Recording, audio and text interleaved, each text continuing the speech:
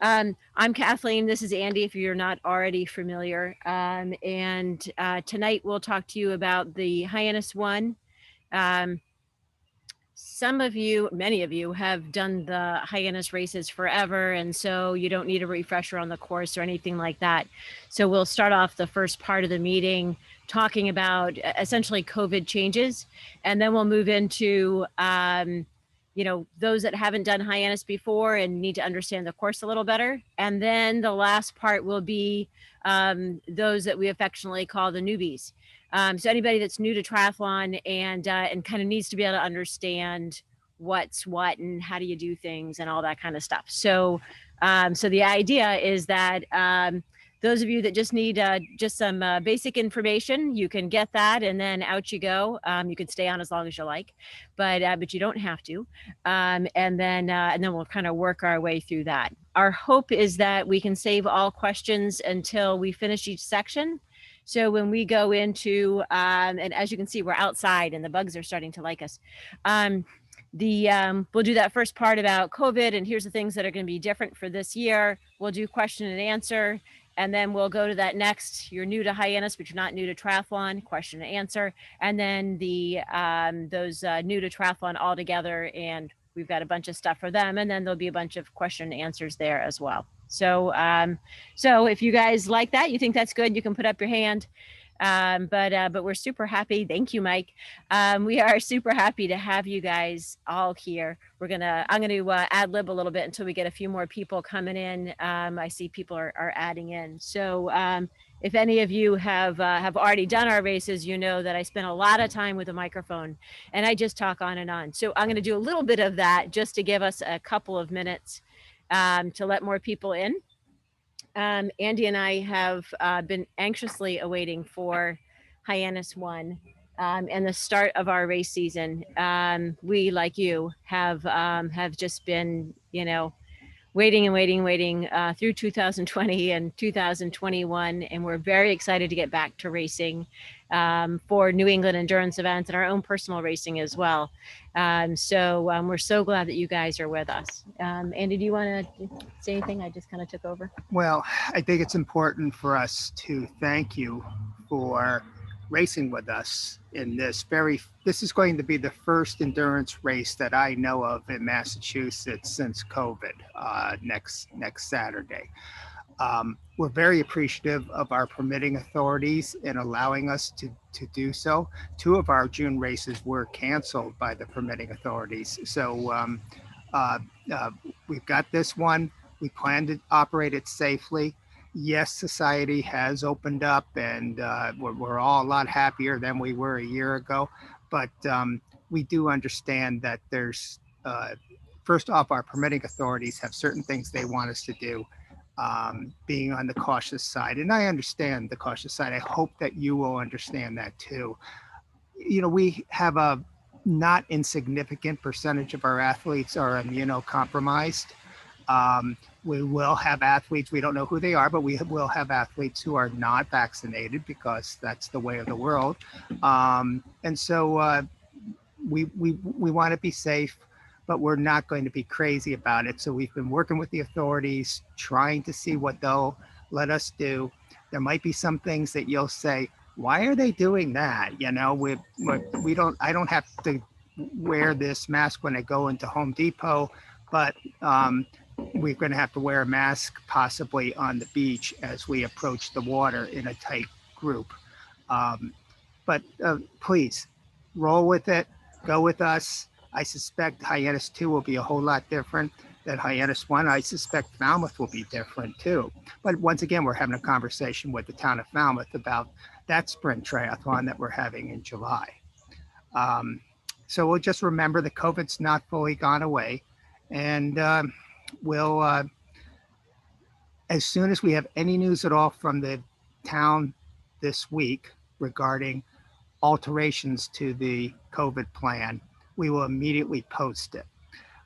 We have finalized the athlete's guide for as of today. If you go to the Hyannis Triathlon website and you click on the link, you can go to the athlete's guide after this meeting or tomorrow morning and take a look at it. just keep in mind that we're going to update it as soon as the towns allow us. Well, the towns give us some information we can work with. So wait, Yeah. can I clarify on that one? Yeah. So if you guys would, keep in mind that when we put in our permit applications, we do that well in advance. So when we put in our permit, actually a couple of different times for Barnstable, like, okay, now, COVID is being lifted and all of this, we had certain protocols in place, and they were like, oh, that's great. But then of course, more things were lifted. So we have to, we have to go back to them and say, okay, I know we said that we would do this, but now is that important because everybody else is allowing things to happen. So that's what we mean. It's not that we haven't submitted things, we certainly have, but we want to be able to get permission to be able to go a little bit farther than what we had originally said, because what we were saying was based, way before now and things being lifted. So hopefully that makes sense. And I'm going to go grab a cat that just went outside. Go ahead, Andy. You go to the next part. Okay. So one of the things that currently is going to be our policy is that spectators are not allowed at the venue. Now, if you have someone who really wants to be at the race, they can be a volunteer, and they can go to the registration page and register as a volunteer and be right in the thick of the action. Now, that doesn't mean that your friends or your family members can't watch you race. It's a public beach. They can be on the beach. If they're public roads, they can pick a spot on the road to watch you. They just can't really be in that transition area currently. Yeah, or around the transition area, because they're never allowed in the transition area, remember. But in that general area, we need to keep any kind of crowds down to a bare minimum, just to keep people safe, make the town happy as well. Okay. It's my turn. You got blue. Okay. Yeah. Yes. So pack and pickup is changing just a little bit for Friday, and this normally everyone just shows up at the tent, and you can pick up your packet there. We want to be a little mindful of some people that are still a bit anxious around crowds. So why put them through that unless we have to? So Friday packet pickup, still 5 to 7 on Friday at Craigville Beach, but it will be drive-through. So have your ID with you, so that way we can grab the ID and run over to the registration desk, find what we need for you, and then bring it to you. So you don't even have to get out of your car, unless you have something that would require a help desk, like you haven't gotten your USAT one day. And if that's the case, please get it now. Or maybe you have friends that are signing up for the race. They can sign up on Friday, but we are not doing race day registrations. So we have enough going on race morning with all of these different COVID stuff going on. We just don't want to be able to create more crowds. It's usually like 60 people in line. We don't want to do that. Well, it's also what the towns allowed. True. Yeah. Exactly. Right. So Friday, if you have friends that want to register that have not already registered online, then they can park their car and come to the help desk, and we can take care of them there. But you guys are all signed up. That's why you're on this. So in that case, just bring your ID, and we'll grab the ID, get all you need, and bring it right to you. So talk about service. We've got you covered. Race day registrations, we said no to that. Day of packet pickup under the regular, sorry, read through my notes. The race morning, it will be normal. Of course, you'll go, you'll drive, you'll park, you'll come up to the tents, which will look a little different this year, and get everything you need, and then you'll go into transition. So that will look a little more normal. Okay. And then Andy, it's your turn. Yeah. The Olympic race starts at 7. The sprint race starts at 7:30, same as always. It is possible that the Olympic race will be a single loop swim.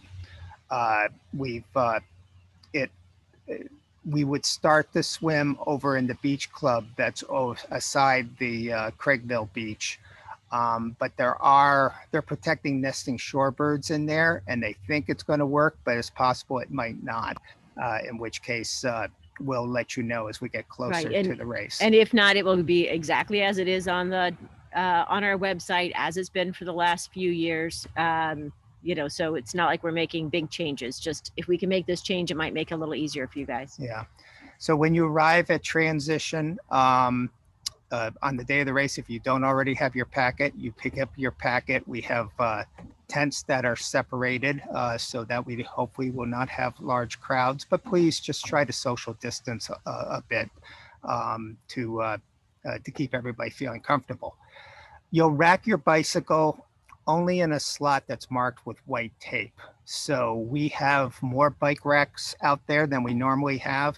That allows for more space. On one hand, will make for wonderful transitions. You don't have to feel like you're crowded in by your neighbor. And so this. Yeah. So I really back and forth. So it's 5 bikes per rack, and they'll be like, as Andy was saying, just a little piece of white tape. Just put your bike right on that, and then you know that you're 6 feet from another bike, and that would be nice because you have lots of room. The earbuds I have mentioned here. I think that can come on the run. Well, for anything, I've had a couple of people ask about wearing earbuds in the swim and on the bike and on the run, all over the place. No earbuds, please. No earbuds, no headphones. They're fine in transition if you want to get pumped up for the race. So that's all right. All right. Otherwise, no. Right. When you're racing, please don't wear those. You can't hear what's going on. Body marking is a little different this year because you're going to body mark yourself. So we want to try to keep the Rotary Club, who tends to be, more of a older crowd, and we like to keep them safe and keep you safe as well. So instead of someone, being right here at your arm, you'll mark yourself the night before. So I will put a roster on the athlete guide. I'll put a link there. Look at the roster sometime between Thursday and race morning, and you'll see what your bib number is. Go ahead and mark that on your arms and put your age, relay, or aqua bike on the back of your calf, if you will. So that would be really helpful. We will have some markers because not everybody has Sharpies at home. But if you do it yourself and you do it at home, it's one less thing you have to worry about. And it would help us. So we appreciate that. Water temperature has been a question that's come up a few times. Please don't look at the web at Google the water temperature of Craigville Beach. It will really make you anxious. That buoy is like a mile or 2 miles out. It is not the beach temperature. So Andy's going to put signs up either tomorrow or Tuesday. He puts like the neighborhood signs and stuff. He'll check the water for you. So I guess you have to go for a swim out there. Yeah, we'll post the swim. I say by Tuesday. Okay, that sounds good. So we'll put that in the athlete's guide, and it will be on social media.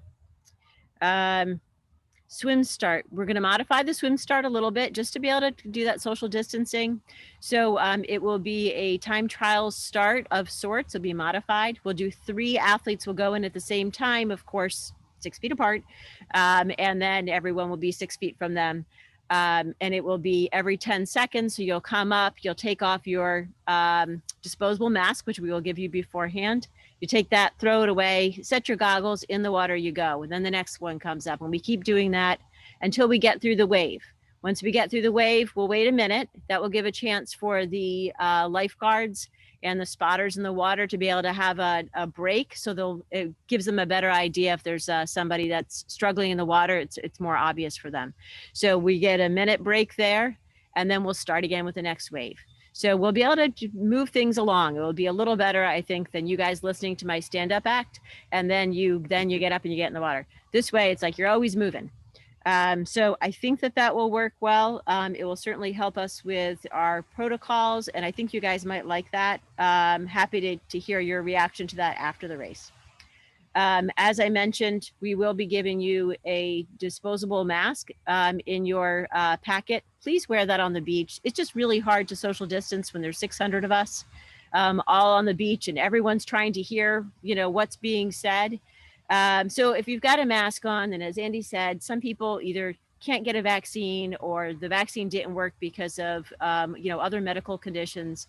And so it just keeps everybody safe. So I appreciate that. I know we're vaccinated as well. You think, I'm vaccinated, I shouldn't have to do it. But if you will, it would just be much appreciated. Well, also, to be honest, we don't want a surprise visit from the health inspector and find it jeopardizing this event in the future. But we will let you know if there's, what I hope for is that we'll just be able to social distance a bit in transition area, not have to wear masks, and then put on the mask for the walk and toward the corral and getting into the corral and getting ready to swim. And then we won't have to have the mask past that point. But I can't say that for sure. That's what we've asked for, and we didn't get an answer by the end of the day Friday. We're hoping to get an answer early this week. Right. So we'll get that. So we're also providing a buff for you, and of course it has our logo on it, so please wear it other times. But we do have that. So if you want to stick that on and and get it wet, it will be nice and cool on your bike and your run, and then that way you can pull it up anytime that you want, that you feel like you need a little extra protection from other people's germs, because there's a lot of us that's going to be there. It's your turn. Oh, okay. Well, we talked about the Olympic swim. It may be able to be one lap, and it all depends on those piping plovers. And a lot of us on the Cape are used to that situation happening every June. We'll announce that in advance. The water stations. We can't have the typical pass out water cup stations manned by a bunch of Boy Scouts or soccer teams. None of them are interested in being there. What we've asked the town for is to allow us to put small bottles, because they're not happy with the idea of paper cups and bacteria getting around and perhaps the virus. We're asking if we can put small water bottles on tables. You help yourself as you run by. Get a drink. We'll put a trash barrel 20 yards down, 50 yards down, 100 yards down. Just, if we are able to do this, just take the water bottle after you're finished, or pour it out, crunch it, and throw it in the barrel. That will help reduce it. And then one or two of our lucky staffers will be in charge of doing the cleanup on that with rubber gloves. So that's how we'll handle that. I hadn't told them that. Though, but there was a point where we were asking everyone to get used to hydrating yourself, wearing a fuel belt, wearing a fanny pack with a water bottle. If you've been practicing with that, that's great, and you may want to do it for this race, because you have to be prepared for the fact that the town just may not allow us. We're not sure what to expect there. We're trying our best. There will likely be a beach finish. It'll only be for less than 100 yards. But once again, we really need to put in more bike racks than usual. And that probably means we're going to have to use up the entirety of the parking lot. So we're harking back to the days I remember racing in the 1990s and the early 2000s at Hyannis, where there was always a beach finish. I know a lot of people don't like that sand, but once again, roll with it. Yeah, it's just this year. When your race is over, you will get water immediately. And please continue to move through the finishing area, and you'll be able to grab further hydration and pre-packaged food that we'll have for you. We're not allowed to pass out Subway sandwiches for this race, I'm sorry to say, but get your food. It's okay to say hello to someone you see, but please don't allow for for a crowd to gather. We're really supposed to disperse, and you can get back to your bike. You can get your things together.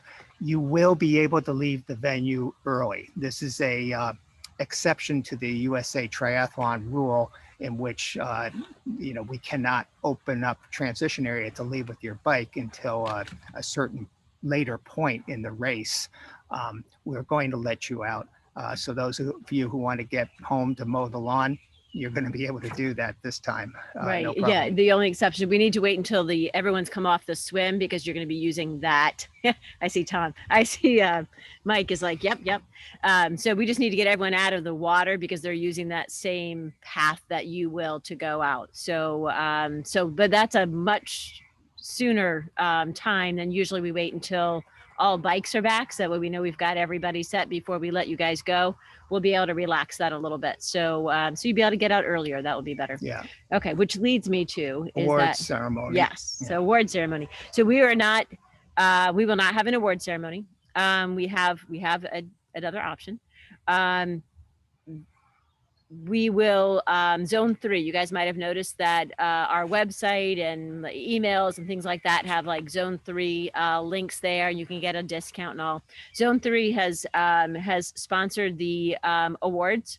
So we're giving a $25 gift card or gift code to zone 3 for the first place finishers of every category.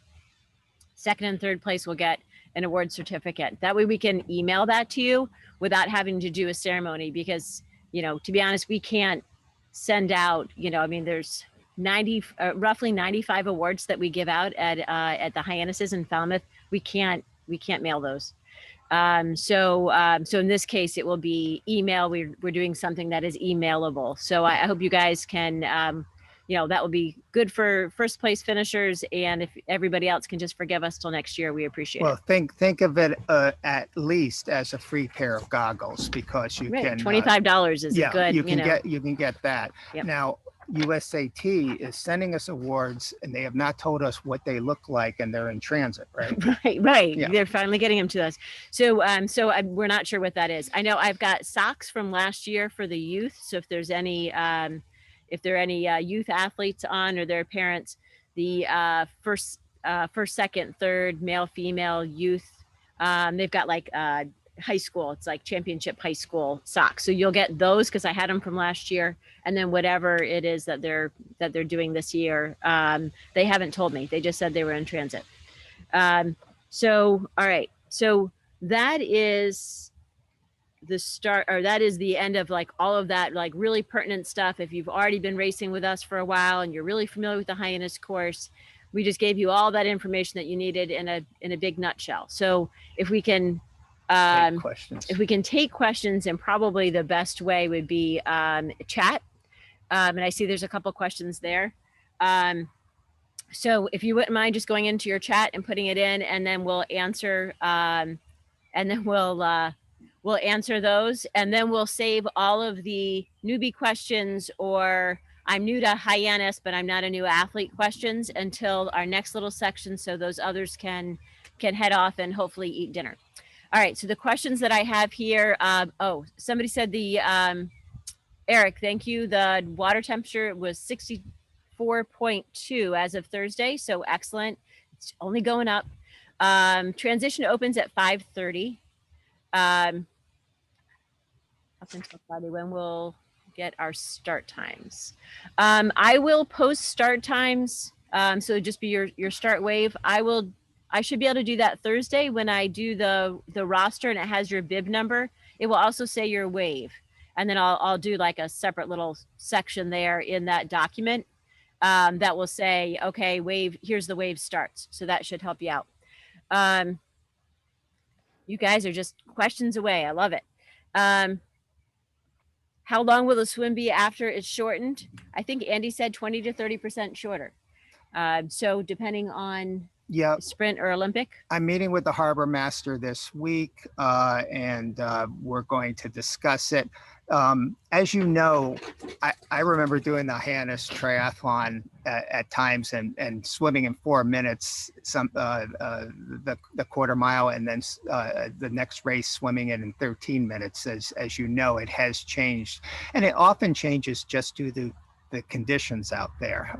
You get a choppy day, and the race will be made a little bit shorter. We've made an effort to try to hold to those true numbers: the quarter mile for the sprint, and the 9/10 of a mile for the Olympic. But we are bringing it down because so many people have not been able to get swim time. I'll guess that the Olympic will be between 0.6 and 0.7. And actually, if those who have done the Cranberry Triathlon know, that's about as long as they can get their swim to be, even though it's an Olympic. And the sprint, maybe we'll get it instead of it being 450 yards, maybe it's going to be 350, 375, something along those lines, just to make it a little bit easier. Safety's paramount. We've had some emergencies out there. We've been able to handle them all, thankfully, and We have not had a serious problem at our races, and we want to try to do everything we can to We'd keep like to that keep record. it that way. Yeah. Yeah, definitely.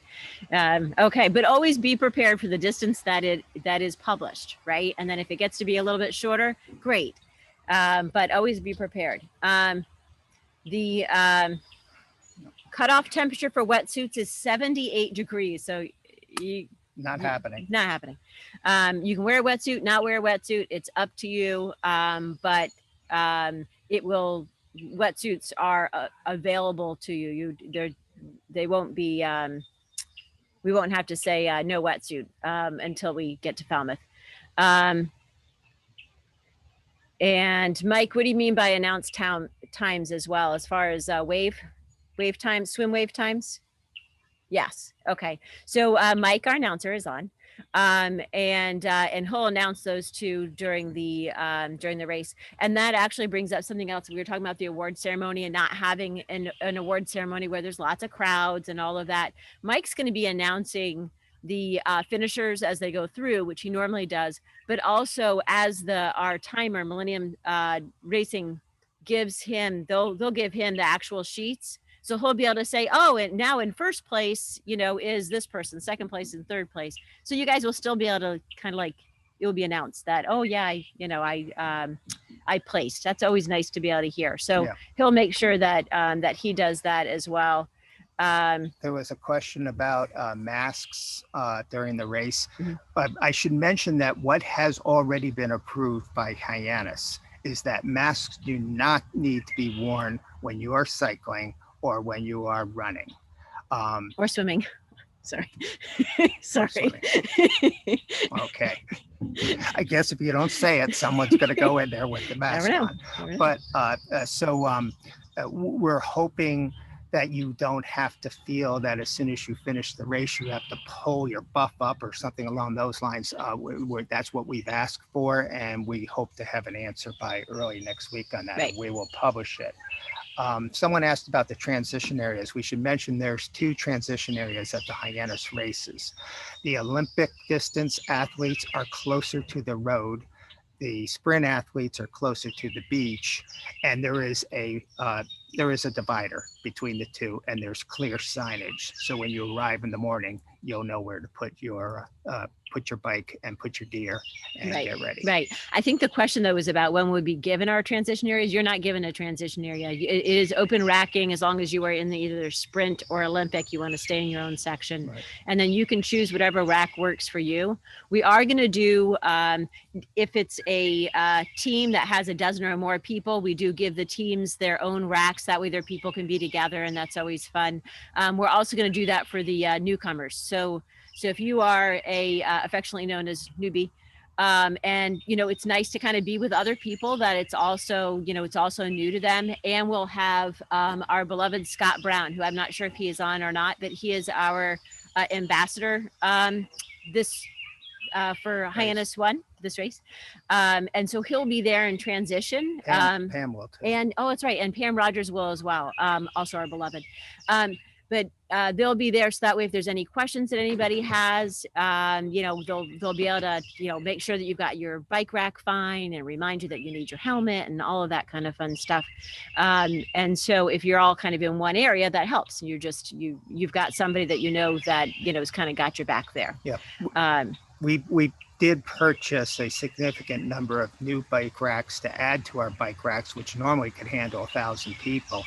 So we have bike racks now that can handle about 1,400 people under normal conditions, but because we're going to be spacing out, and for people who came in late, put your bicycle where there is white tape on the racks.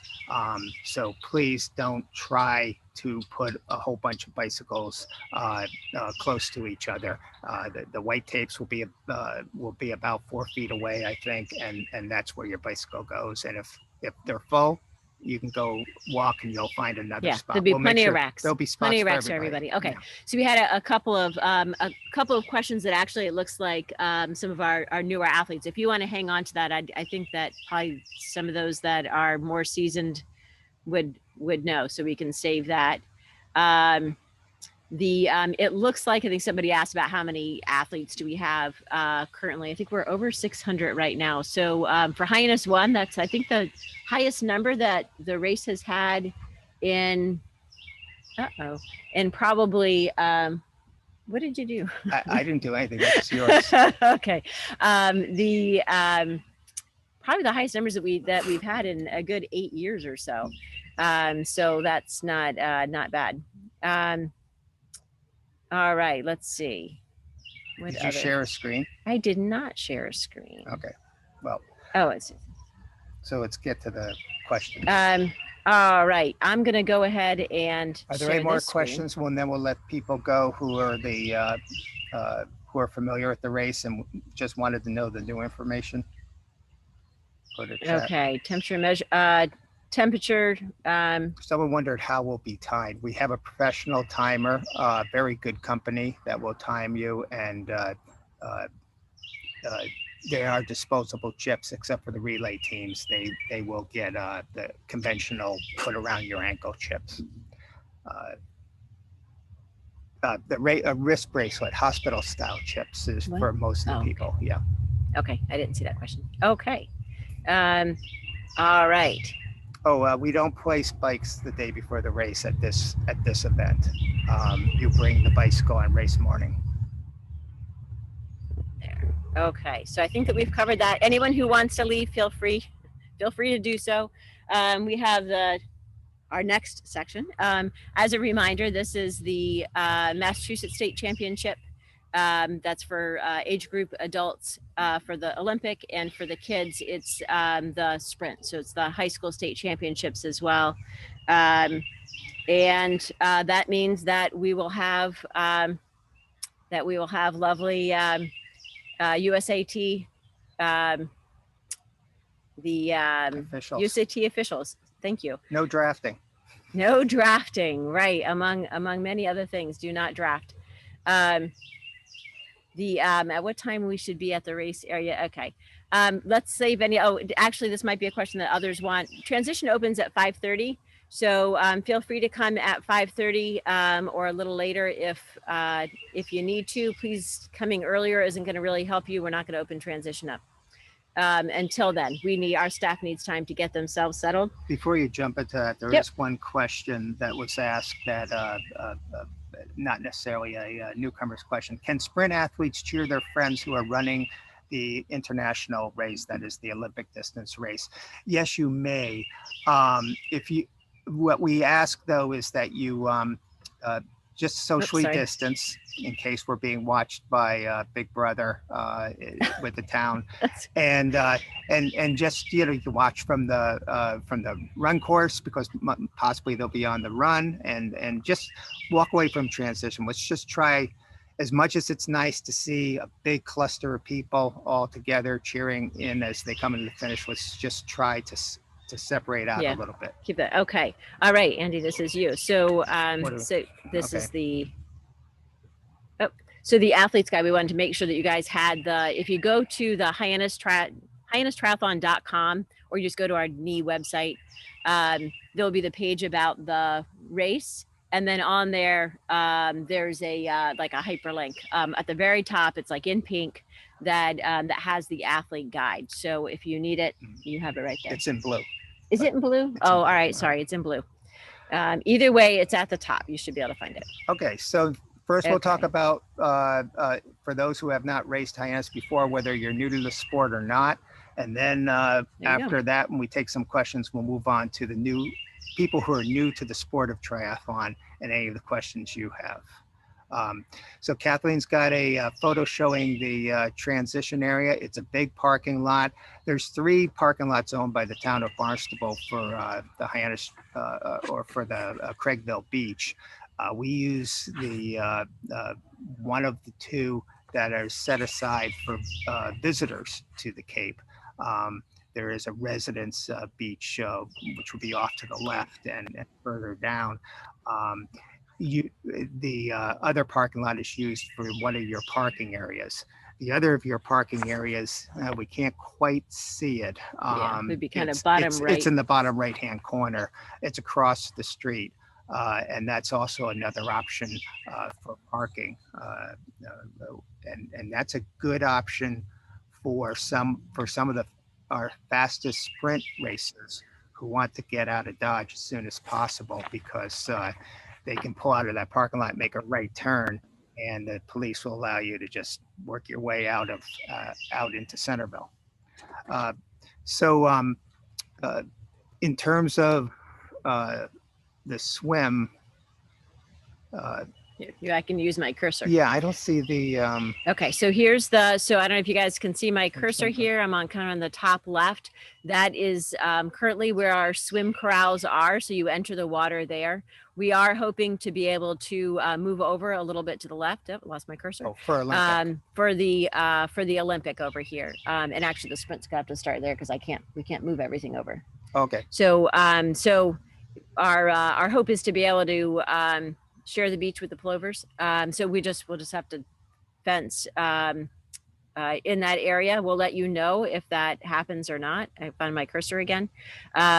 So then we have the swim exit. I'll show you on a different screen. You'll end up coming around this way into transition. It's probably showing. Is it there? Oh, there it is. Yeah. It's on the right side. So you see this is a swim arch, this red on the top right. That is our swim arch. This was an old picture, so you see it's only the sprint course. Of course, now we've got the Olympic as well. That's a finish. That red arch is for the swim. Did I say finish? Did I say start? Sorry. It's finish. Okay. It's a finish.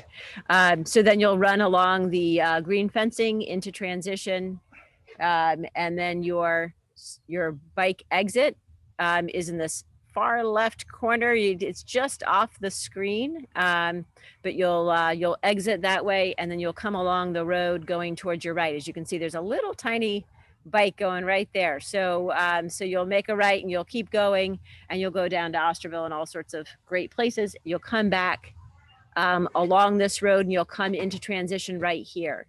There's dismount here. Please dismount before getting into transition. And then your run is going to go back out, essentially close to where you biked out. You're going to be running out. You'll run out. I'll show you Andy will actually show you the course in just a sec, but you'll end up running out, and you'll come back through in the same general area. And then here's your finish chute is right here. Spectators can be out on the road where, it's just spread out, please. You can be on the beach, but you can't be in this area where we might be dealing with crowding issues. Normally, everybody's kind of packed in there. They want to see their loved one in transition, and that's the part that the town's a little uncomfortable with. So any spectators, I think we have a nice volunteer list. We greatly appreciate that. Those volunteers will be able to be more in the mix. So they'll be able to do kind of help, but then they'll also be able to see their loved ones up close, where others that, just please stay on the road or on the beach, or like somewhere else on the course. I mean, that you could do that as well. Are you ready? Very much so. Sorry. There you go. Go ahead, Andy.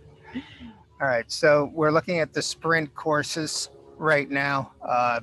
You can see the pink swim, and that is the direction that the swim will be held. Usually it coincides with the currents too, which is nice, gives you a little bit of a tailwind.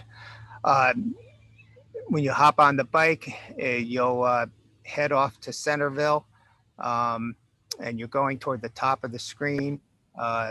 So you'll go through Centerville, and you'll get onto Bumps River Road, sharp left turn, and each intersection is marked with yellow signs with arrows, but also the police are wonderful. Now, the police are meant to keep you safe from motorists, so they'll be looking at motorists mostly, but they are terrific in keeping the course clear, although it is not completely closed to traffic.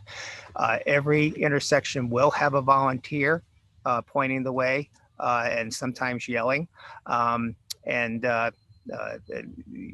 For those who are new to the race, I think you'll find that you'll be very appreciative of all the people out there who are trying to make your experience as pleasant as possible. You'll come down Bumps River Road and you'll go into Osterville and go down into the Wiano area of Osterville if you want to see not just $1 million homes, but multi-million dollar homes, and go past the country club down there. I don't think it's showing, or it probably is showing, but not for us, the area that's going close to the shore. But you'll start working your way back. We do have markers on the bicycle. I believe it's about every 5 miles for the bike. So you'll see, we're 5 miles in, we're 10 miles in. The Olympic people, 15 miles in. The sprint course is a little bit over 20 miles. We can't quite get it to 25. It just would put the bike course on roads that the town will not allow us to travel. I would say it's a relatively flat or a little bit of a rolling hill course. The exception might be around that mile 6, I'm sorry, is that 8, 9 area. There you're gonna get into some rolling hills with a little bit of challenge. So save something in your legs, and you'll come back down to the beach. On the run, you're heading off the purple off to the right side. It's 3.6 miles. You'll run up to the, it's almost like a lollipop. You'll make a left turn and you lollipop around. You'll see where the water station is if we are allowed to have it. And you'll come back around and back to transition. We could talk about Olympic. Olympic covers much of the same ground. The difference is for the bicycle is as you're coming back in, I'll see if I can move the cursor and hopefully you can see it. As you're coming back in around the 9 mile mark, there'll be a sharp left turn onto, why am I drawing? Is that, oh no, it's Bay Lane. Bay Lane. And so you make a sharp left turn onto Bay Lane and you'll take Bay Lane up and then you'll rejoin the big loop and come back down around into Osterville for a second time and come back up and come through. Once you've done that, you follow the sprinters. You'll see some pretty big signs because this is an area where we don't want you to make a mistake and gum up your race. So if I can add one thing, that remember you're merging when you get to the end of Bay Lane, you're merging with everybody else that is on the course currently. So please be mindful of that. Mindful when you're coming up to that there might be people coming into your lane. And for those that are doing the Olympic, that you're merging onto onto a road that already has bikes and possibly cars. So, go a little bit slower there. There's no reason that you need to speed through there because that could be the end of your race. You don't want that. So, so please be mindful of that merge. One thing we want to mention too is that you'll be getting different colored swimming caps depending on the wave that you'll be part of. However, any racer who wishes to have the lifeguards pay a little extra attention to them, we pass out red. Is it red the color this year? Yeah, red caps, and that might give you a little bit of assurance if you're worried about it. Right. Okay. But the run. Oh, the run. Yeah. Okay. Yeah. So we're heading off in the purple on the run. You're doing the same loop as the sprinters, but when you come back, it's right about where that 3 mile. Right about to the 3 mile mark. There'll be a big U-turn sign and a big U-turn in the middle of the road, and that's where you'll turn around and you'll go back and do it again. But then this time, when you get to that U-turn, you don't have to turn anymore. You're just shooting in downhill. Actually, it's a nice downhill down into the finishing straight. There you go.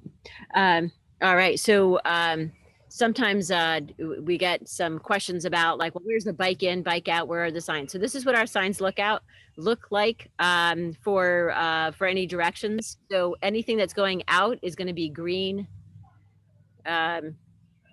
Anything that's coming in is going to be red. So swim in is red, bike in is red. So you can kind of look around when you're in transition, you'll know where you are or what you need to do. And then the swim start, we have 2 of those signs and those are yellow. So hopefully that will help you with that. We, the buoys, the other question that we get is, well, what color buoys am I following? If you are an Olympic distance athlete, then you are looking for the yellow triangles, and you're keeping them to your right. Well, you're looking for yellow triangles to turn. Right. Every time there's one of those yellow triangles, you will be turning. There will also be other yellow buoys. They're very vertical and almost like look like poles sticking out of the water. And those are just sighting buoys to kind of keep you on a straight line as you head toward the next big turning buoys.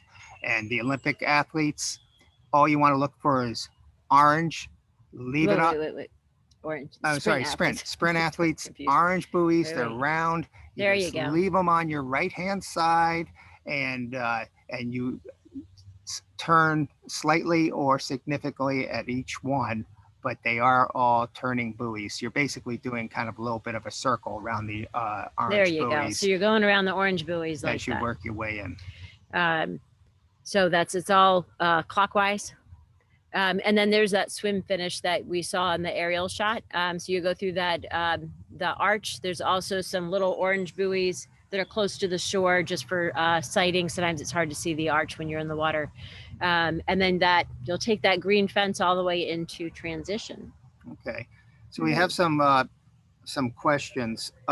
Will the age group swim be self-seated to prevent swimming over weak swimmers? Yes. That's my plan. Within the wave. Within your wave. Right. So in order for this to be a USAT qualified race, we can't let, say, someone be the first person to start an age group of, say, 42 years old, and another 42-year-old starts 200 athletes later and has to kind of climb over athletes and pass them on the bike to go. So the only way the race can be fair is if there's some semblance of people in the same age group or the same Clydesdales or in the same relay teams or what have you, start in the same wave. Now, because of the time trial starts we're doing to keep everybody safe, that does mean that some people will already start ahead of you. And it will mean that when you look at the ages on the calf of racers, you may not be sure if that racer started exactly the same time you did, but approximately around the same time you did. But so yes, I for 25 years I've dealt with trying to swim over people or people trying to swim over me, and it's just part of the sport of triathlon. Sorry, newbies. So anyways, let's try to catch up with these other questions, and then we'll move on to the newbie section. Okay, no problem. I also wanted to tell anyone who hasn't raced with us before, we do have the kiddie pool is out. So if you want to wash off your feet after you come off the sand, we prefer that to you having a pail of water, like a bin of water at transition, because somebody's going to end up putting their foot in it, trip over it, and you don't want to hurt somebody else's race. All right. Okay. Sorry, there are a bunch of them, and I think we've answered some of these already. How does a newbie athlete fit into overall rankings? A newbie win an age group award? Not if they're in the newbie wave. If you're in the newbie wave, you're actually excluded from USAT age group ranking. So when you're in that wave, it's normally because as a new athlete, that swim is pretty intimidating. And so then you're swimming with people that are also intimidated. And so you tend to not swim over each other. Whereas Andy was mentioning, there's lots of times you swim over somebody or someone grabs your ankle or something like that in age group in the more competitive waves. So with the newbie wave, you don't get that at all. So that would really be the difference in the two waves. If somebody wants to switch from one to the other, send me an email and we'll move you. Mm-hmm. Someone was wondering what time you should be at the race area the day before starting. Well, we have packet pickup between 5 and 7. We'll be at that beach all day setting up, but we won't be able to provide packets until starting at 5 o'clock. Yeah. Can you point out the run finish line? Can Not are you anymore. able to back up your Not without you guys thing? seeing all this stuff. The run finish line is, no, if I can get to it in a few minutes. Hold on. So as you start the descent, and you'll actually feel a strong descent on the run as you're coming in. And There we go. You might even hear the noise of the sound system and things like that. You'll be about a mile out, and you're going downhill. You will go by the Residence Beach. You'll go by the Beach Club, and you will arrive at the. Are you sharing the screen yet or no? Nope. Okay. You'll arrive at the beach where the transition area. I'm sorry, where the transition area is, the parking lot. You will turn left into that parking lot. You've got about 200 yards to go. So if that helps you meter out your energy when you're making that final turn. You're going along the side of the parking lot, and then okay, so yeah, so now we've got transition up, so you can see where the white is, the white fencing is kind of midway through the transition area. It's a blue finish line. Yeah, but it from the aerial. Oh, does it? Okay. Yeah.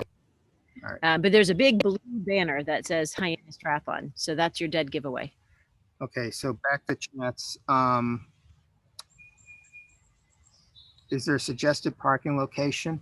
I would say if you're an Olympic athlete, I would park. You see the beach house on this photo that Kathleen has up. It's at the town administrative building for this beach.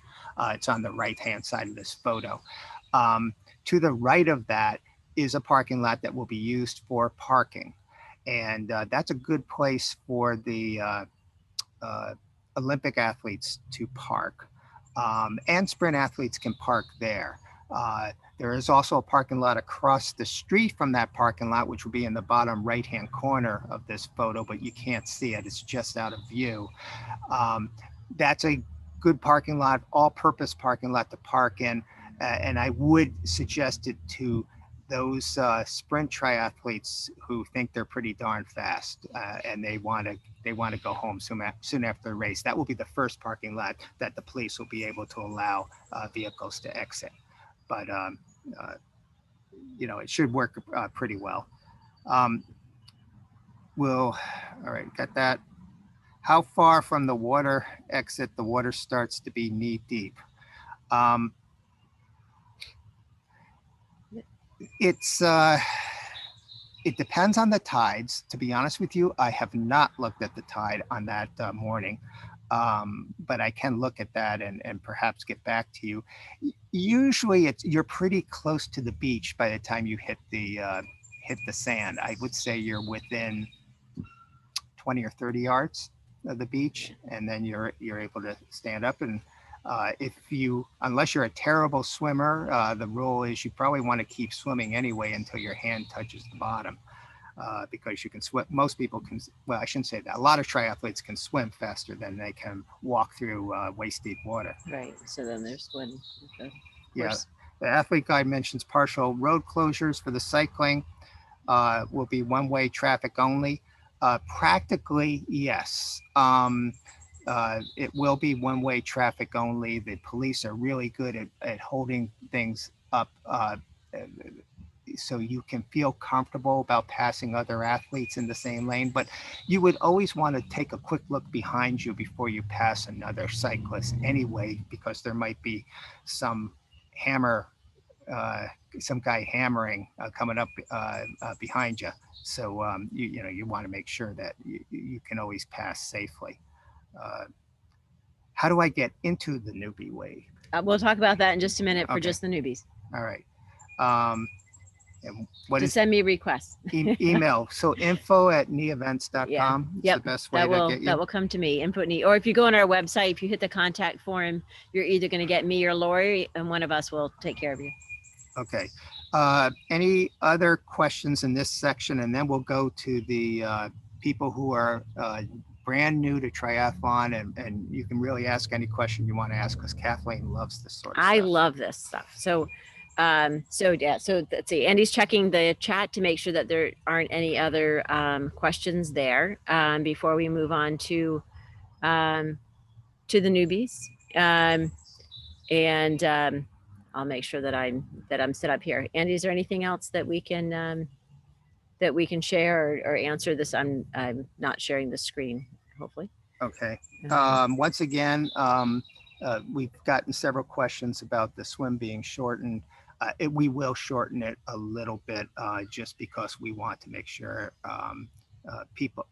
everybody's safe, and we realize some people have just not been able to get pool time, and we were swimming the last couple of weekends, but it wasn't really until this morning where I started to feel like, okay, now it's comfortable. We're in pretty good shape now. And so I realized a week out from the race, if I was just starting fresh, it'd be a little scary. So all right, so are there any other questions for those that are not new to triathlon? Because then we'll switch over to like more like specific questions about being new, and if you want to stay on, that's wonderful. We'd love to have you, but otherwise know that that it's all new stuff. I think we're set. Okay, all right, so I'm going to switch over to my favorite topic, and that's new triathletes.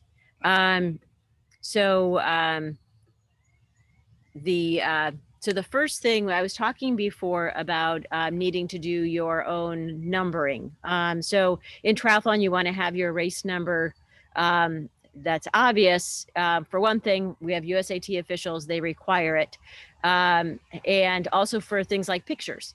So we're supposed to have capstone photo, who they're like at all of our races, and they use your number that's there to be able to say, oh, that's this athlete, and then they'll send you a little an email that says, here's all your photos. If you're not numbered, then you don't have any photos, so you don't want that. So so this is where they go. So on your arm, you want your number going down, and then you also want on the calf, you want to put your age there, and that can just go straight across. If you're in relay, just put an R, and if you're in an aqua bike, you can put an A or put a Q. Either way is fine. And really, this is so that way. This is really for all the other competitors. So if you're coming up behind somebody, you want to know, are they in your age group? Should you work harder, or maybe you don't have to work as hard? You can save your energy, right? So so that's really for the benefit of everybody else. But it's important, and we do need you to be marked. So we appreciate you doing it. So the transition, this is transition from, I'm not sure which year, but it's Hyannis. There is Olympic on one side, and there is the sprint on the other side. It looks very crowded, so it won't be that as crowded this year. But as you can see, if you put your bike somewhere, you might not be able to find it when you come back from that swim. And worse, when you have your bike with you, because you just came back from biking, you've got to figure out where's your stuff. And that gets really hard. So one of the tricks that I do is I look at across the street, and I figure out, where's there a door or a sign or something that if I put my bike here and I look there, I can find my spot. So I would suggest the same thing. And you can do that even though we'll have a newbie section, there's still signs and doors and houses and whatever. And so that way you'll be able to find your spot where your bike should be, easily. So hopefully that will be a little tidbit that will be helpful. So how do you rack your bike? You rack your bike by the saddle or the seat. So you see in this example, this Cannondale is, you put your bike kind of under the rack, and then you flip it over, and your seat becomes a nice hook. Your belongings will go in the front. Now this person's belongings are actually, his wheel is the one that's going like just right off the bottom left of the screen. So your belongings are going to go in a small little area to the right of your front tire. And the front tires, so you're looking at your bike, and when you're ready to take it off, you just kind of undo that little hook, if you will, from the seat, and now you've got what you need. So everything is right there. You want to have your bike helmet and your shoes, and sometimes you're wearing your bike shoes and your run shoes are the same, so that's easy enough. But your sunglasses, any nutrition you need, any water, it's all going to be there. We will give you a swim cap. So you won't need to bring that unless you have a allergy to latex, in which case just you know, you have a neoprene cap. Yeah. If you cannot rack your bike with the rear seat hanging from the rack, Your only seat hanging from the rack. well, So your the rear your seat hanging from the rack, uh, it's a good idea to tell somebody in a red shirt like Kathleen's wearing, There you go. so that they can make a note of it and you won't be penalized. Right, right. Because when the USAT officials, when they're there, and they go through transition, and so you can actually get a penalty for not racking your bike correctly, or leaving your stuff everywhere. You know, like this isn't, you know, your teenage room. It's, you know, you keep everything in a nice, neat little spot, and that makes it easier for everybody else. No big water bins and things like that. Like you really don't need it. So, so here's another view of somebody else's stuff. You see in the background there, there's some water bottles. I always carry an extra water bottle, and I squirt my feet with water, because by the time I get over to my bike, I usually still have some sand on it, and I don't like that. So I just have a bottle that I can use just for that. There's, you know, bike shoes, or you might have just your sneakers. That's fine. Remember a hat, your helmet, definitely, and sunglasses. So you'll have it all right there, and you just line it all up. So Scott and Pam will be in transition. They can kind of help you, like, okay, what do you need first? What goes in front of what? But that saves you just a little bit of time in transition. Keeping in mind, if this is your first race, take it easy. Like there's no reason to be, you know, trying to, you know, to be the first, you know, the first in your category. I mean, just have fun. That's the idea of your first race, is just kind of figuring it out. All right. So you can run with your bike, but you cannot be on your bike in transition. So bikes, you got to walk in, walk out, and then you mount. So you'll mount your bike. I think I've got a picture of that one. This is actually a dismount, but there's something just like this on the other side. Here's a sign, just like that yellow one, that says mount. And there will be somebody there that will be hollering at you saying, mount your bike, mount your bike. And that's where you get on. You're kind of out of the way of other people. And in this case, the bike out is kind of behind where these guys are. It's back there a little bit. And then when you finish your bike, they'll say the same thing. They'll be like, dismount, dismount, dismount. They'll tell you 100 times.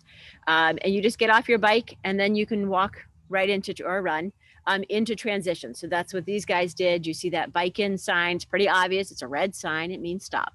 So so you walk or run your bike over to wherever your stuff is, and you know where it is because you found a nice door that you could look at and know, like, that's the door. That means my stuff's right here. That will make it a little bit easier for you. All right. And then the athlete, I keep putting this out there, athlete guide, go to hyannistriathlon.com. So I want to make sure you guys know that. So I'm sure that there are probably a bunch of questions, because I think there were some questions that we put off, and Andy's got questions. Yeah, just one so far, which is interesting. I thought for a moment it was written by Erin, which I thought was interesting when she asked, "Can you run shirtless if it's hot out?" But no, it's Eric who wrote that. I believe, even though USAT has some rules against pros running shirtless, there's no problem with right. Yeah, there's no problem with men running shirtless. Well, that's true. Yeah, I think we've had guys running shirtless, but and we will. If it's as hot as today, they are. Right. Yeah, that's true. What's hot today? I would have gone without a shirt if I could have. Oh, sorry. Never mind. So, do most participants wear a wetsuit even if temperatures don't require it? We've seen an evolution on this over the years. When I first started triathlon, it seemed as if maybe a third of the participants wore a wetsuit and 2/3 did not. That's evolved slowly over the years to the point where now at many races, it could be 2/3 of athletes, and you get to some particular races, not necessarily Hyannis, but some of the other races that we do that are a little bit more toward athletes used to longer distances, and pretty much everybody has a wetsuit. Hyannis has a proud tradition of swimmers, many swimmers who do not have a wetsuit. If you're new to the sport, I suggest perhaps trying your first triathlon without a wetsuit, or buy an inexpensive one. I mean, you can buy them for $79 and they're perfectly good triathlon specific wetsuits from some companies. And Zone 3 is our sponsor. That's one source you may want to take a look at, but there are others as well. The wetsuit is, so a lot of people think it's to keep you warm. Well, I mean, that does help, but it's the main advantage of having a wetsuit is pretty much everybody swims faster when you're in a wetsuit. It gives you a certain buoyancy, and it helps your body position become more horizontal in the water. Right. But of course, the downside to that is trying to get the wetsuit off. You got to take it off afterwards. So, and that can be a challenge, that you could lose all of that great time that you gained swimming with a wetsuit in trying to get the darn thing off when you're in transition. It also, if you have not bought a wetsuit yet and you're thinking, oh, I'll use it for Hyannis, don't save it. Wear it for, it's too late. You need to really practice with that, because it feels really confining, because it's going to be right up against your neck. And then when you're starting a race, you're already going to be anxious, particularly because it's your first race. I mean, a lot of us are anxious starting any race. It's always like that, just that, anticipation. And so you go to start the race and you've got this wetsuit on that makes it feel like you can't breathe. And, and then it's not a great swim. So don't buy a wetsuit or rent a wetsuit or borrow a wetsuit that you've just put on for Hyannis. You want to be able to practice with that for a while. One of the things that I do, since this is, I guess we've got more than newbies on right now, but for the newbies, I normally, first I get in the water before the race. Even if it's cold, I want to be able to get my body acclimated. I want to be able to feel comfortable. I also want to put a little bit of water, even if it's cold, put a little water down my wetsuit, because then it's going to expand it a little bit. That'll make it feel a little more comfortable. And it kind of gets me more used to the water. And then I just have a better swim that way. Every race, we have some people racing who are wearing surfing wetsuits. Generally speaking, they'll make you a little bit slower rather than help. Yeah. On the other hand, if the water is just bone chilling cold, which I don't think it will be, but the water's bone chilling cold, I could understand where someone would say, I don't care, I want to be a little bit warmer. We do suggest a warm-up swim. Someone has just asked about the warm-up swim. We do allow time for the warm-up swim. And today, for example, we swam, Kathleen and I swam, and I would say the first 30 seconds were a little brisk. And then all of a sudden, boom, it's fine.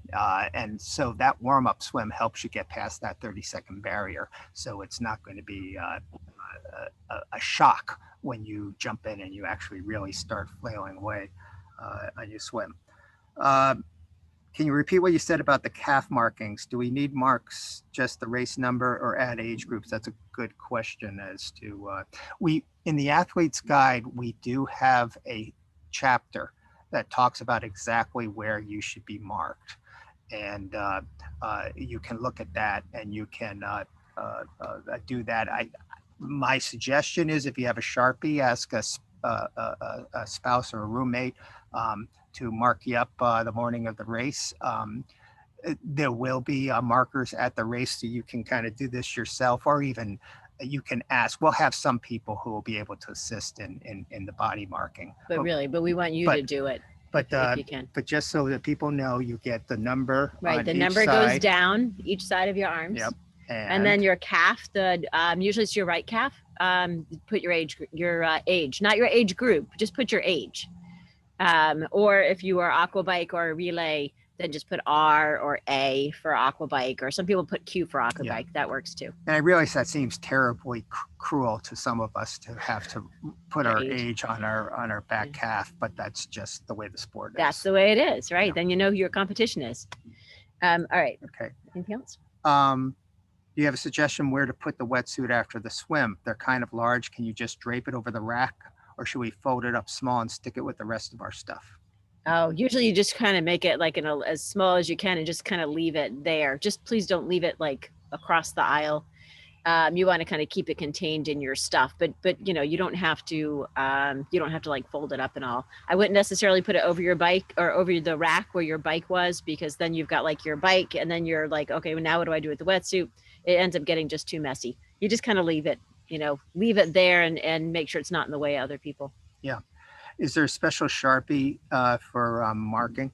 Nope, just a Sharpie, black Sharpie. Yeah, well, we have some real thick ones, and they will be at the race on a table, and there may be a couple of our intrepid I don't know, volunteers. whoever's willing to touch people. I think we many of our volunteers in the past have been either very young, like we were talking about Boy Scout groups or gymnastics teams and things like that, or they've been quite elderly, like a Rotary Club or a neighborhood association that helps us out.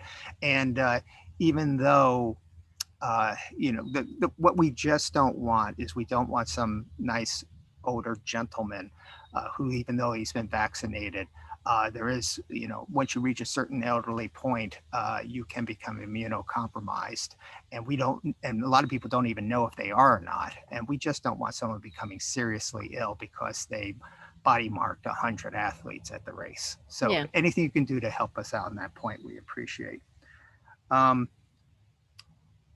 Is there temperature readings coming out of transition? What do you mean? I suppose, perhaps air temperature. I mean, we'll give a water temperature reading during the week, this week. It will be posted, social media, as well as on the Athlete's Guide. And we will also have a blackboard at the entrance to the transition area, which has a temperature. It's like an A-frame. The water temperature. Right. The air temperature, I would probably just go by what you see on weather.com before you go in the morning. You'll say, oh, okay, so at 7 a.m. it's 65 degrees, but by 9 o'clock it's going to be 73 degrees. So I'll just kind of plan accordingly. Plan my race accordingly. If your teammates are not in your age group, are you still able to complete the race together, or will you compete separately? Well, you're only doing the swim with your own age group and gender. So after that, I mean, if you've got a friend that's in an age group that's before or after yours, well, I mean, you can hang out and transition until your friend's ready. You can go a little bit slower and wait for them to catch up to you. Whatever you want to do. It's really the age groups is for just starting off, getting into the water. Yeah, we do get a question or two every so often about someone asking about finisher medals, and it's a good question, and someone has asked it today. The race is just about 40 years old, and Kathleen and I have been running it for 4 or 5 years now, and it's had a 35-year history before us of not having finisher medals, and I can't tell you exactly why, but we sort of stayed with the tradition. Right. Well, and I think that just to give you a little thing there, that we had decided internally within our office that we want to reduce waste everywhere we can, and a finisher medal is really nice, but you look at it and you might look at it for a week, and then it goes in a drawer. And so we'd like to be able to, help our environment and try to eliminate waste whenever we can. You do get a nice bottle. So you get a bottle. So every time you're on the bike, you think of us. You should get photos. And you'll get photos. And then you also have, you'll have the buff. It will have our logo on it, which will remind you of the race. And then this year we also have transition mats. So for those of you that are new to triathlon, the transition mat, like I was showing you in the pictures with the bike, and everyone had their stuff. The guy had his stuff right there. So if you have a transition mat, you can, it's good to get sand off. You can, put your feet on it. You also just have your stuff there. So that way it's kind of contained. So you'll get that, and that would be your memento for racing with us. Right. And your t-shirt, of course, and the swag that you get. So. We were asked about the ranges for the ages. I do know that Kathleen will be able to be more precise here. There's something like 70 some different age groups when you add different, male and female, and then every 5-year age category, and then you start adding Clydesdales and everything else. Right. But generally they work in 5-year increments. So let's just say you're 40. You're currently 39 years old, but you're going to turn 40 before December 31st of this year. Well, congratulations to USA Triathlon. You are a 40-year-old. On the same token, if you are uh, well, if you're 45, 44, if you're 44, Right. If you've already turned 44, you might be in an age group with somebody that will be turning 45, right? right. So I don't know. I'm always a year off in my age because I was thinking of myself as USAT years. So so we're off. So it's that way. It's fair all along for Right. everybody, which is kind of the way USAT's But done it. unlike running races, which operate with 10-year age groups, this 30 somethings to 40 somethings to 50 somethings, US triathlon operates within 5-year age groups.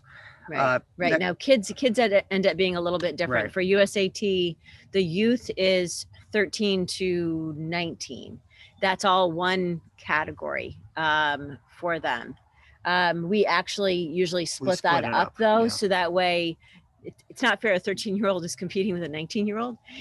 So as far as awards that we give out, aside from the youth thing that, you know, what USAT does, we do that in 2 years. I think we've yeah, somewhere in there. It's been 2 years since I've had to look at that. So so don't quote me on that one yet, but I think it's 2 or 3 years. We try to keep that in mind, like 17 to 19, that's comparable, but you know, then we've got like 16 to, yeah, I think it is 2 years. I right? might be wrong, but I think it's on the website. Yeah, I think you're right. I think so we sorry, have it on the we're webpage. not answering that very well. Okay, so is there any kind of support in case of a flat tire? If it is in the transition area or close to the transition area, or perhaps before the race, yes, there will be 2 expert mechanics from C Sports Cyclery in Barnstable in Hyannis. They will be present to assist.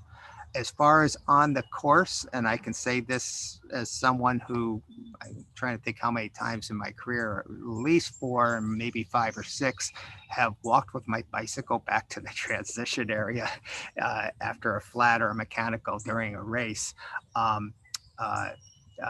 No, there isn't any short of, we do have patrols out there. We have people in trucks and in vans and pickup trucks who are out on the course, and of course they would assist with a ride if that was needed. But generally, that's kind of one of the oh no parts of the sport.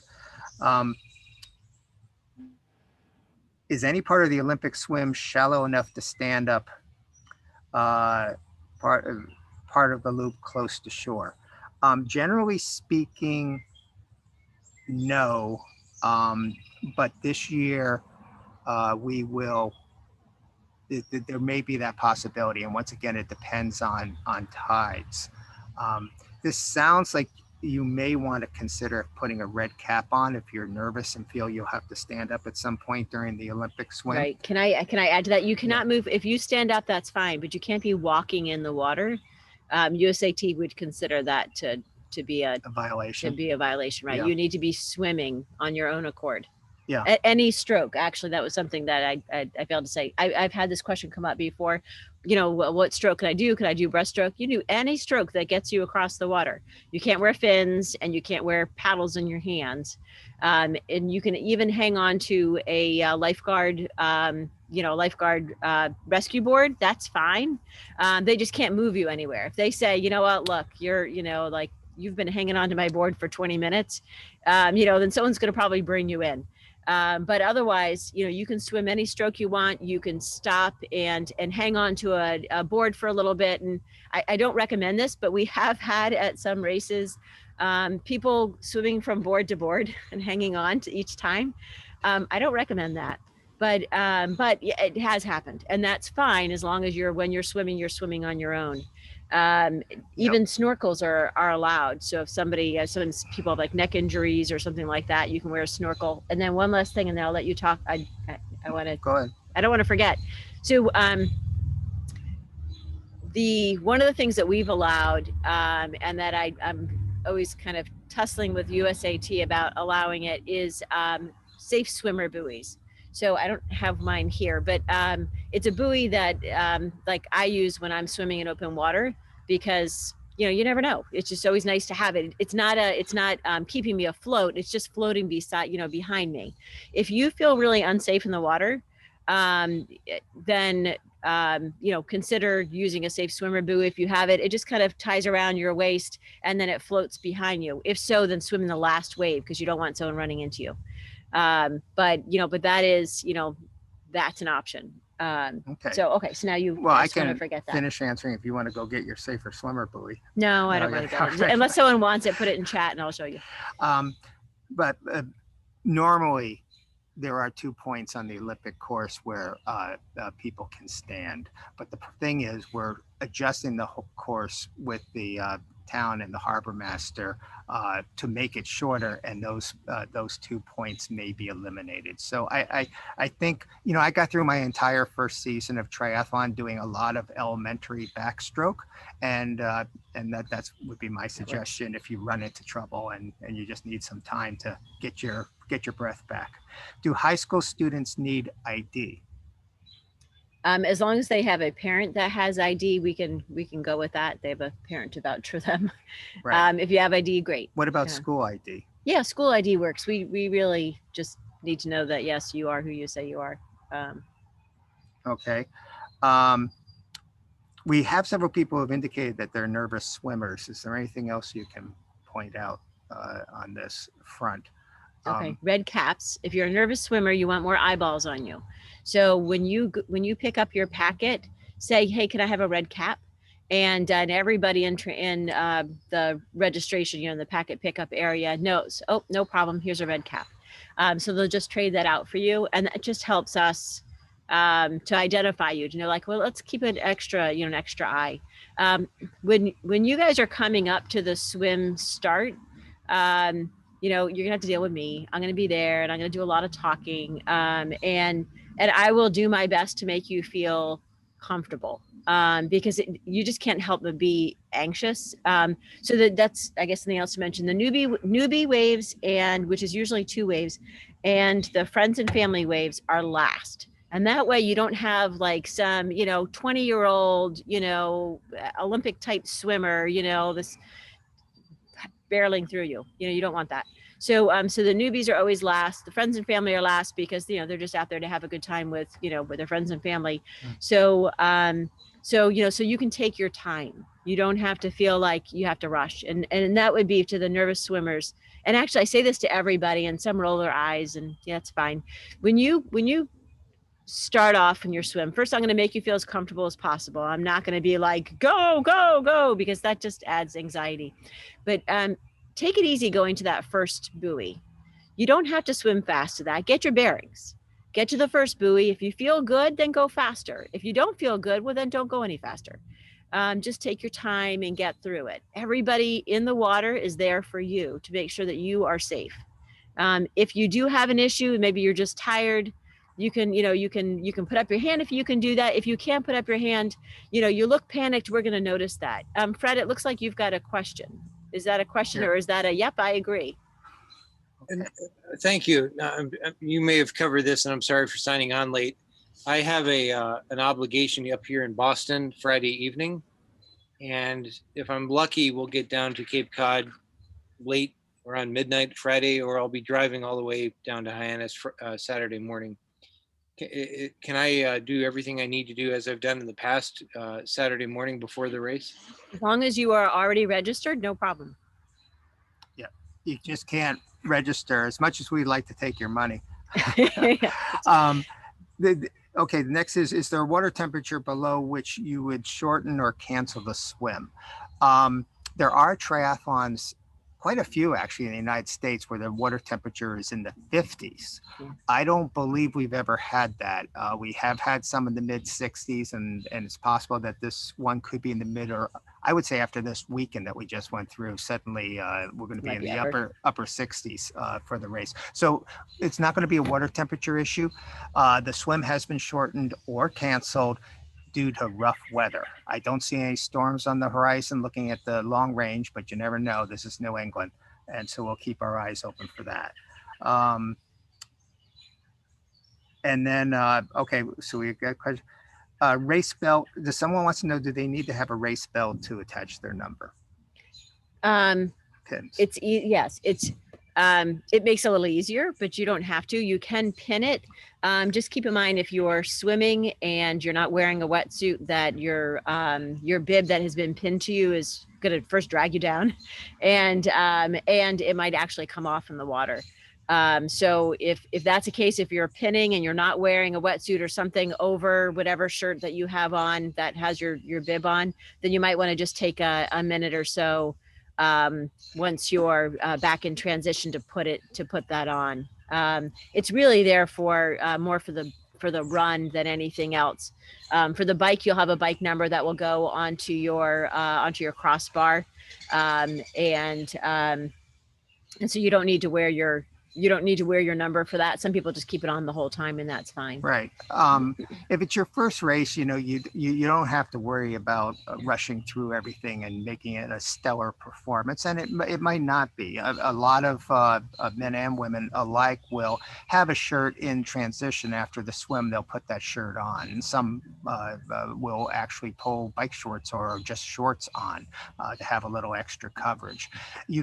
I would say this is a great week to try a few things. If you have some time, maybe after work or something like that, you can actually go in the backyard and just put your bike there and just see, okay, how am I going to do this? What am I going to run and kind of run through a few different things and try a few different things and see what works. The day when you start wearing a one-piece tri-kit and you're jumping on the bike and you're putting your feet into the shoes as you're zipping along at 30 miles an hour, that can come later. Right now, you just want to have a great time and enjoy the sport and get used to it. Right. There's 2 points that you brought up with that. One is, if you're going to put on a shirt at transition, make sure that you've practiced putting on that shirt when you're wet, because a lot of people don't think about that. And they're like, oh, I'll just put this shirt over my head. But they forget that, well, they're sopping wet because they just came out of the water. And it's really hard to get shirts on when you're wet. So if you're going to do that, do something that you might be able to, short sleeve that you can put on and then zip up. But I would practice that. Yep. There was another point. I don't remember what it is. So go ahead. What's okay. So red caps. No, you ask for a red cap if you think you'd like to have a little extra, some more eyes on you, but you can still swim in the wave that you're going to swim in. There's not a special wave for red cap. There is a special wave for newcomers, and is there a separate way for friends and family? Yep. And then there's a separate one. Right. So you could swim with your daughter or a friend or. Right. If you're in that friends and family, or even the newbie waves are male, female, any age group, it doesn't matter. With the red caps, as Andy was saying, you could be an age group, you can be in anything you want. The red cap is just so that way we know to give you a little bit extra attention in the on the swim. So someone was wondering about when the newbies will start. They will be among the last to start, and for some newbies, they'll be perhaps among the last to finish. Don't worry about it. The cops stay out there on the road. The volunteers stay out there. The finish line stays up until the last person comes through. Time-wise, is that going to be, let's say if the sprint race starts at 7:30, is it possible you'll be getting the water at 8:15? I think that's possible. Yeah. But the thing is, you can't hang out in transition until 8 o'clock if you're going to be swimming at 8:15, because it's a regulation of our governing body, the USA Triathlon, that the transition area needs to be clear, and that's for good reason. We can't have someone who's kind of like standing and maybe they're looking at their bike or looking at their gear, but they don't realize they're in the way of charging charging high school students who are trying to get to their bikes as quickly as possible. That could happen. That really could happen. Except for the relay. So that's the only exception to that. So if you are a member of a relay team, then when your swimmer's in the water, you could be down at the beach and watch your swimmer go into the water. That's always nice to be able to kind of see, but just make it back to transition by your bike. For when it's time for that switch over. So relay people can be in transition throughout the race. Just stay out of the way of other people. And then we were talking about youth. So one other point with youth, if you are part of a team, your coach can be in transition with you, not like parents and a whole bunch of other people, but the coach can be in there with you, and that way you've got somebody else. Usually that's pretty helpful. Yeah, kids, tell your parents to wait outside. I think you'll actually like that. Right. Yeah, it's nice to be able to do it on your own. So someone got a USAT one-day license. She wants to know, does she just need to bring the code because she didn't receive a card? Right. So no problem with the one day. When you do the one day pass, you go through our system, you start in our system, and it goes over to the USAT stuff, and then those systems talk to each other. So you're in our registration system with that one day. Like it took care of itself. The only people that need a card are the annual members. So if you're an annual member and the last correspondence that you had from the reg system said that you still needed your USAT number, maybe you needed to update it. A lot of people didn't renew last year, and so now have to go through that renewal. If you want to just be sure that that you're all set, then you want to bring that card with you, or there's an app on your phone if you want to do the app. Either way, but that will be it. You don't need don't need to bring anything with them. Can friends pick up the packet on Friday? Normally no, but because of COVID, that is something that's allowed this year. So a friend, if you've got one person is coming for the 3 friends that are doing the race, we actually can give you the packets for the first time ever. So okay, then is it better to stick the bike sticker on the left side or the right side of the bike? Does it matter? Well, I believe it will be seen from both sides of the bike. Yeah. Right? So the bike sticker is kind of like a longer thing, and you just take it and you put it over the bar. So that way your bar's like right here, and then it goes that way. So that way, from no matter what angle, you'll be able to see it. And normally you would put that on your crossbar or on the stem of your seat. Just depends on kind of how your bike is. Yeah. Just make sure wherever it is that your inside of your legs aren't going to be rubbing against that, because that gets really irritating after a while. So you just want to kind of move it. Yeah. Move it either way forward or way back. Yeah, I like it way back, because then it's out of the way of the legs going up and down. I could answer this one. Is there a time cutoff to finish the race? Those people, many of the people who will finish last in our race are the most important athletes to us, and this race means the most to them. And we understand that, and we are fully in your corner, and all of us want you to just have a good day and reach that personal milestone, reach that personal goal that you want to.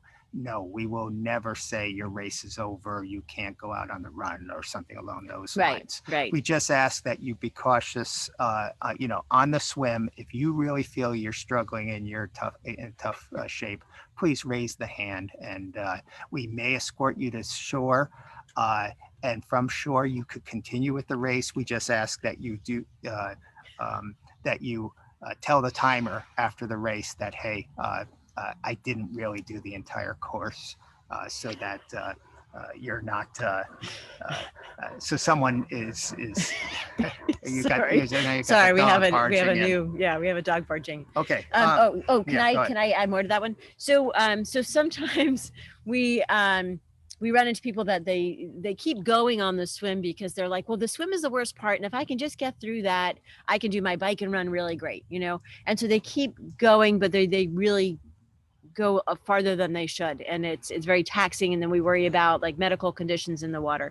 If you are having that bad of a swim and you need to come in, then your official race is finished, but you can keep going as long as you tell somebody, the timer or someone in a red shirt, what your number is. Or Mike Thompson right there just raised his hand. He is our announcer, and you'll see him. He's got a little tent in transition, and you'll hear him. So if you tell Mike, or you tell the volunteers actually have red shirts, but they're cotton. They're like a thing. So this is like with a collar and our logo on it.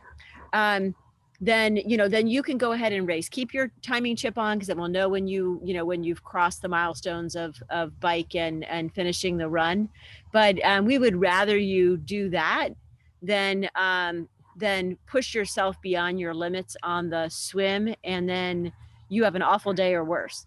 And that makes us have an awful day. We don't want that. So we would rather have you come in from the swim and then give somebody your number, and then we can go on. Then you can continue on. And now my power is low, so. At registration, can someone show a picture of their USAT card? Sure, if you want to show a picture of it. Okay. Did a question about family speculating? Your family can come. Oops, sorry. They can hang out on the road. They can hang out on the beach. They just can't hang out in the parking lot around the transition area. That's right. Or the finish line. We can't have a big crowd or around at the finish line. Now, you know, if you've got kids, and I should say there is an exception made for that, and that is for our high school athletes, because this is a big deal for them. And so the town has allowed us to have some spectators when they're the family of the high school athletes. We are accepting volunteers, and that's a way that a family member, and they could include kids, teenage kids and preteen, but not younger, to volunteer. Right. We really, they need to be 12 and up. Okay, so we need to run through quickly because Kathleen's losing power. Yeah, actually, I'll switch over. What? Yeah, so you want to switch over and take that, and I'm going to plug mine in. How are you doing? Sorry, we don't want to like run out of power. It was full before we started. I'm low too. So Okay. while I talk, why don't you go in and plug in your computer into That the sounds wall. perfect, and then you can come running. then you can come Okay, over. right back, guys. All right. What's the average time newer athletes complete the sprint course? That depends. Sometimes we're surprised and that a brand new athlete wins the age group. So generally speaking, the fastest athletes, and they're pretty amazing.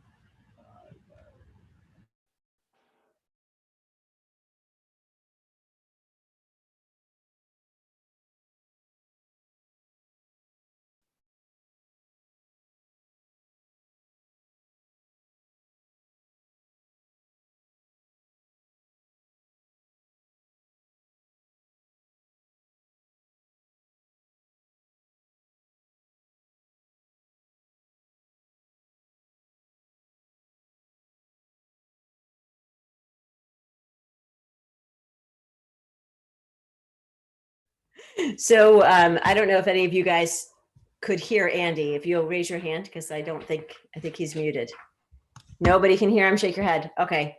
Andy can probably hear me. Andy, we can't hear you because you're muted. So I'm plugged in. If you want to come over here and explain again what you were talking about with the last question. There we are. Sorry, now we're all plugged in. Let me see if I can.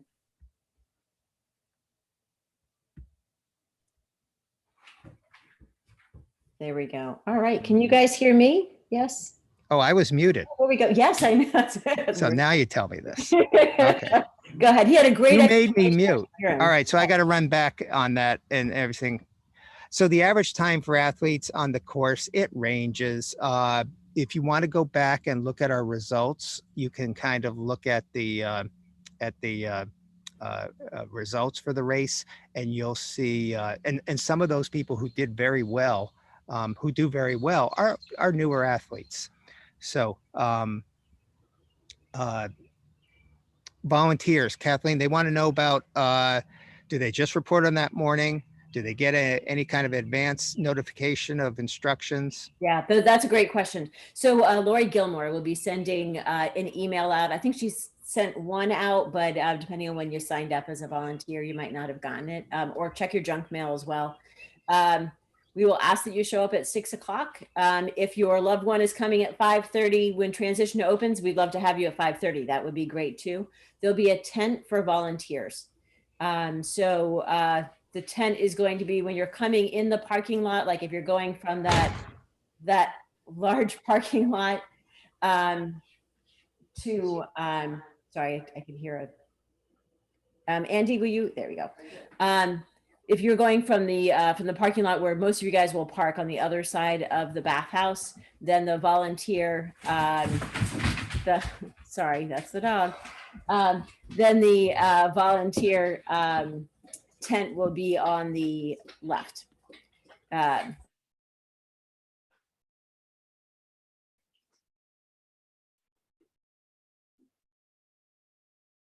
spectating.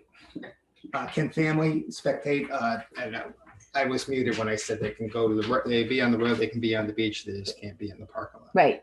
So, so family, and as I don't know if you could hear that there. So if a family is not volunteering, or a spectator, or somebody who wants to spectate is not volunteering, then you can be out on the road, you can be on the beach, but please don't be in the mix of athletes. You can be out on the course. So it's always really nice when you're when you're out on a race course and there's like people on the side of the road cheering you on. So you can be anywhere like that, but you really can't be near the transition area. And we ask that you not be right at the finish line. We're trying to avoid those crowds. One thing I do ask though, if you're out there, because there won't be a lot of spectators, if you've got family that's out there, get them to cheer everybody on, not just you, because it's always really nice to hear lots of good cheers. Okay, let's see if there's any other questions. I don't think so. All right. So I think now we're kind of caught up. Does anyone have any other questions? If you'll put them in chat. Otherwise, I think that we are that we're good. That we're looking forward to seeing you guys on either Friday night and then of course Saturday. Friday morning.